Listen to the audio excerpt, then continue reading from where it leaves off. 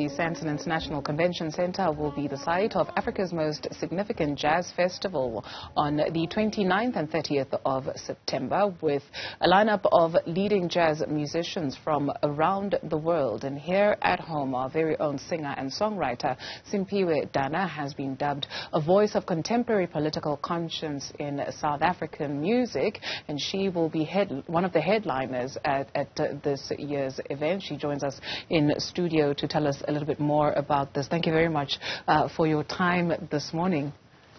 So when we speak about, we're saying you have been dubbed a voice of contemporary political consciousness in South African music. Is that something that resonates? Are we accurate? Well, I think the arts, because they deal with people, and whatever you speak of when it comes to the people is very political in essence. But I do have quite a fascination with, I don't know how to put this, how the people live, how the people experience existence. And therefore, I am quite fascinated with the human condition, and my work speaks a lot to that. How would you characterize the human condition in present-day South Africa? Oh, I think we're going through quite tumultuous times, where I feel like we don't know if we are coming or going. The future seems a little bit obscure right now.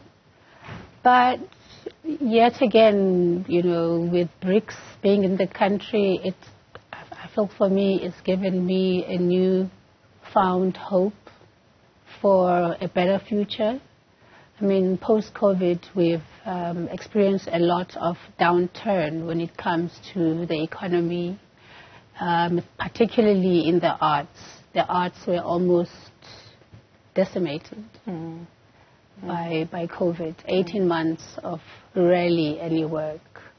So the whole country is experiencing that, and then there's load shedding, which also affects, you know, the economy in many ways. So yes, we are in a very precarious place right now. Sure. I'd like for us to expand on the role of the arts and your work when you speak about observing the human condition, and how by extension your work speaks to that. I think during apartheid, post-apartheid, you had what was characterized as resistance art. But artists will say, we are artists. You know, we're just speaking about the present day. Given that South Africa is going to almost 30 years or democratic South Africa, we are going to celebrate 30 years as a country. You have some sectors of the population that say we have not moved the needle nearly enough. Well, a lot of work has been done, but we haven't moved the needle nearly enough when we speak about the human condition of the majority of the people of this country? Well, I think my work really focused on black consciousness, because when we move from a place of being self-aware of our needs, being self-aware of our identity, and what that means, you know, then we move into a people-centric kind of revolution. And the fact that we seemingly skipped over that part, 1994, post-1994, we didn't speak much about the human condition. Like, there were all of these talks about a bright future. There was even that song that was done with the bird in it. But I didn't feel that we understood that this freedom needs to start on the inside. We have to feel free. We have to feel important as a people and part of something bigger. So when we skipped that, in essence, we kind of derailed, because now people feel neglected. like we don't necessarily have a people-centric government as much as they can say they are. There seems to be a neglect, of the needs of the majority. You speak of black consciousness. I think your music takes a person on that journey to self, but also realizing that you are connected to the other. Let's talk about Ubuntu, because we'll come back to black consciousness and self, but you hear a lot, we need to go back to the principles of Ubuntu. What does that even mean? I think that word has been rendered devoid of its meaning, really. It's been rendered to mean you turn the other cheek, you forget, you forgive and you forget. It does not talk about the principles of justice, like what is just and what is right and what is good.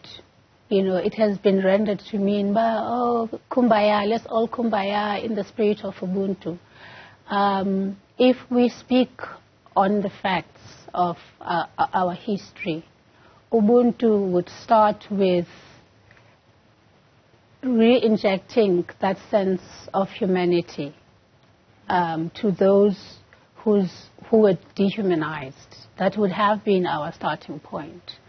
So this word gets really thrown around a lot, and it loses its essence. And when we speak of black consciousness and the shift of the mind, what would your observation be, or what does that look like maybe for you personally? It means not being selfish, for starters. Thinking of ways to improve the lives of everyone around you, not just yourself.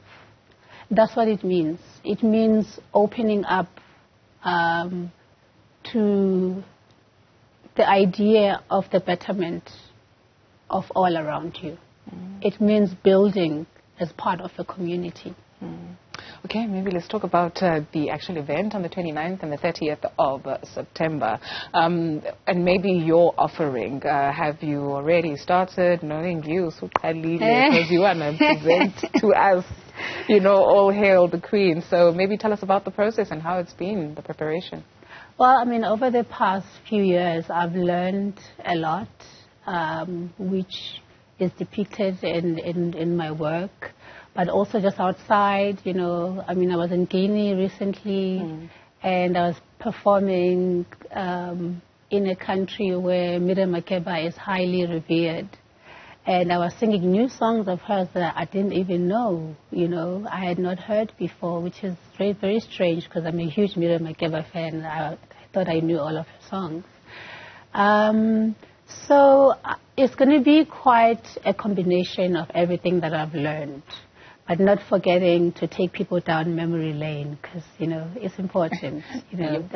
I have children that have grown up on my music and who have got stories to tell, about living in a household where my music was played and how it has shaped their lives.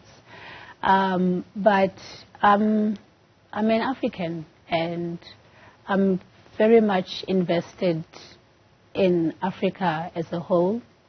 And I want to portray that in the work that I'll be exhibiting on the Standard Bank Joy of Jazz stage. Just a funny story. Please allow me to be selfish. Please, guys, allow me to be selfish and tell you about a time when we were in a friend's car, AB Say So, and he was driving me in varsity, and it's a number of us in a small little car, but he then puts on a song, and then your voice comes through.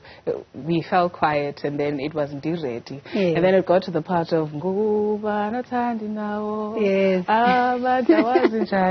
That just even singing it now, just thinking about it, like it does something for the soul. So I guess maybe in a nutshell, just sharing that to say thank you, because the body of work that you have produced, as you say, you are an African. It has liberated some of us, you know, from things that we were going through at the moment, even though you were in varsity, you're supposed to be enjoying your life or whatever, but, you know, and to even come and saying, "Di ready," you know, like, I'm ready for it. So thank you for the body of work that you do, but let's talk about maybe the future and what it is that people must remember Simphiwe Dana by. Like you say, you are still unearthing work by Miriam Makeba. So there's going to be a generation that's also saying, "Yo, I didn't even know Bana the song existed."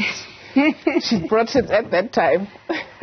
Well, I am looking to put out a project that is ongoing called Moya, which I began working on during COVID after my mom's passing. We recorded it last year.